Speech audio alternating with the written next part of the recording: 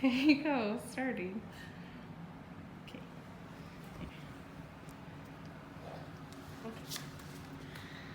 Ready? Ready? Okay.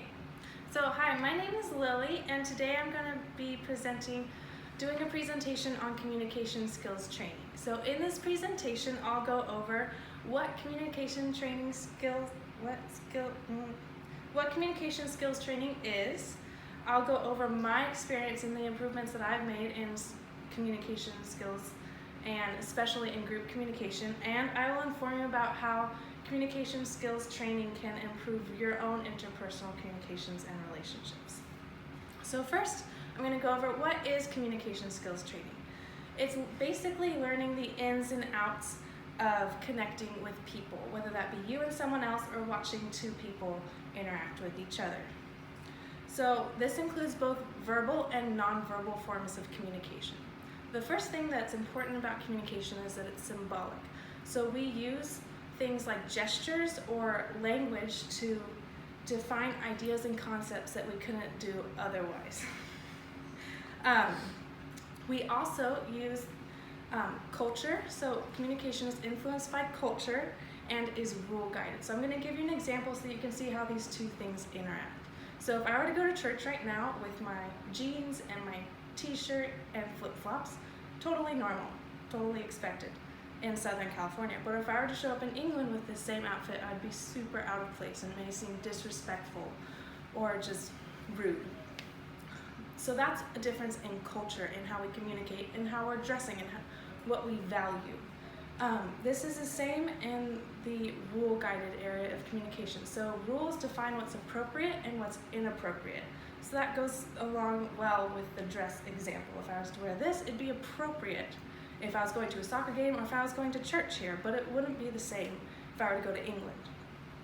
So next, I'm going to talk about my own personal experiences in this communication skills class and how it's helped me. So in this class, we did an interpersonal communication skills project. And in this project, I chose to develop my group communication more. I did this because I co-lead a life group and just have been in a lot of group situations where, although I'm okay, I would like to be more comfortable. So I'm going to give an example of where group communication for me has gone poorly.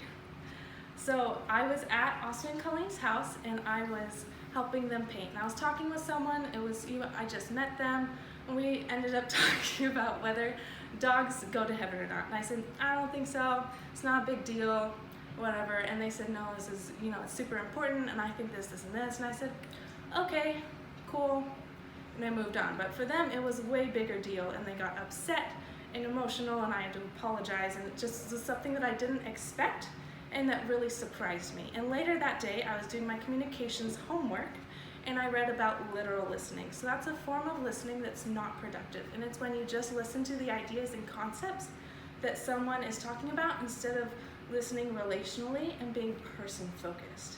And so that's what led to that miscommunication where I thought we were just talking about, an opinion that didn't really matter, like what your favorite color is, whereas for them, it was something really important and part of who they are, that they're compassionate, and that was a way of expressing their compassion.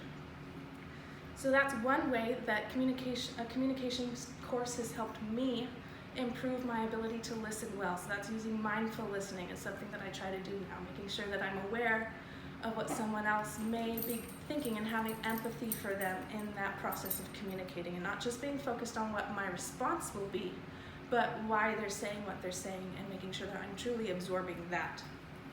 So, in conclusion, I want to talk about how a communication skills course can be beneficial to everyone, even you guys.